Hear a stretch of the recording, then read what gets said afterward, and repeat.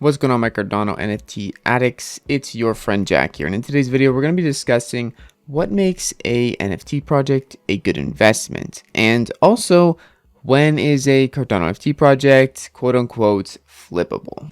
Just before we get into the video though, if you guys want to not spend all your Cardano on NFTs and you want to earn passive ADA on your ADA, please consider staking with the Jack stake pool. Now, let's get into the video.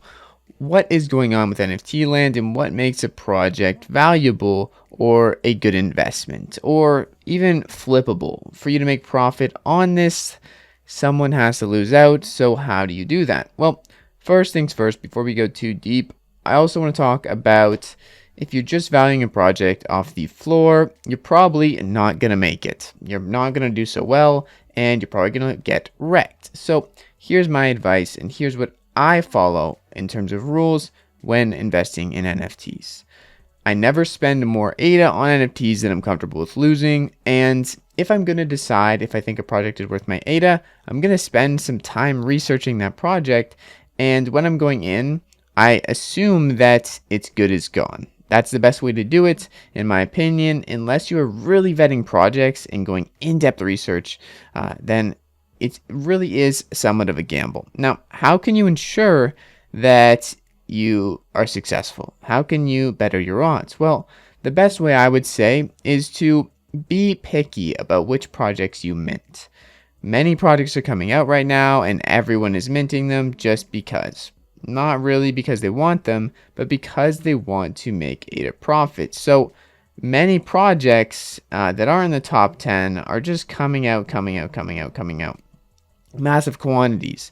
Not only are they massive quantities, but they're expensive, okay? They cost a lot of money too. So the total kind of cost for a whole project ranging between like 300,000 to 600,000 Cardano to sell out. That's a lot of ADA, and people are spending that amount of ADA on NFTs, not even on the secondary market, for minting them. So how can you ensure that you make profit or you don't get wrecked in this land? First piece of advice, don't spend any more ADA than you can afford to lose. If you're not going to follow that advice, then at least follow the second piece of advice. If you're looking to flip NFTs, do not mint every single project.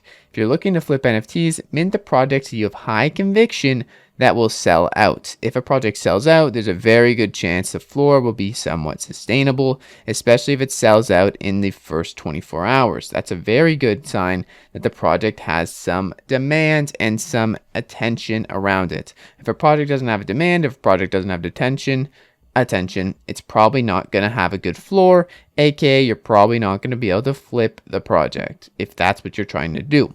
Now, flipping is not the name of the game in every sense of the word, because a lot of the time you want to hold on to things.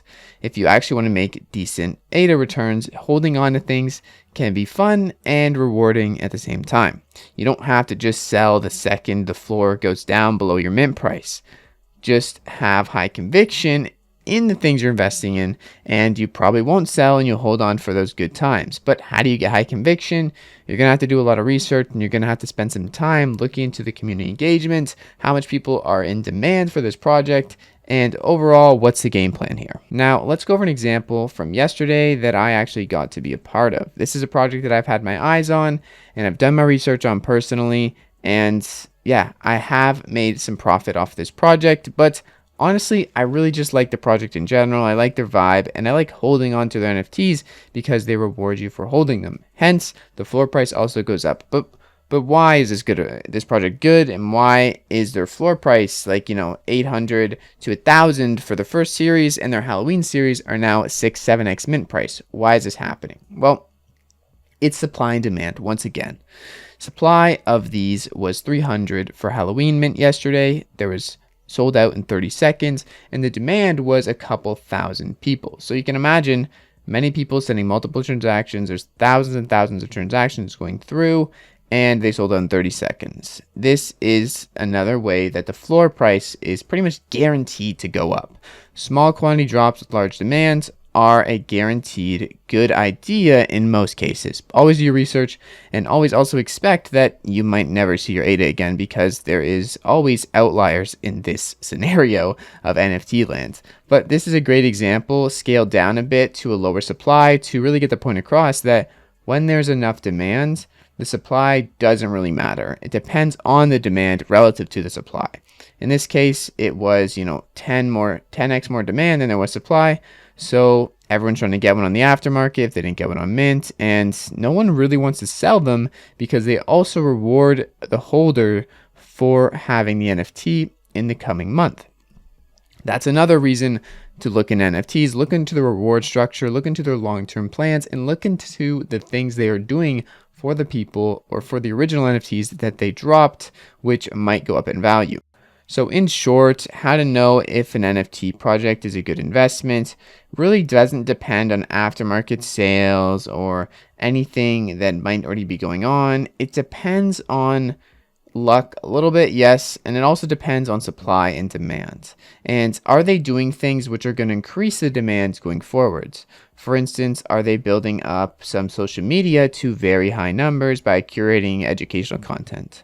Are they having an interesting royalty mechanism like Dead Pixels that is going to bring in a lot of people to the original set of NFTs? Or are they dropping exclusive NFT series for just the people holding the original NFTs?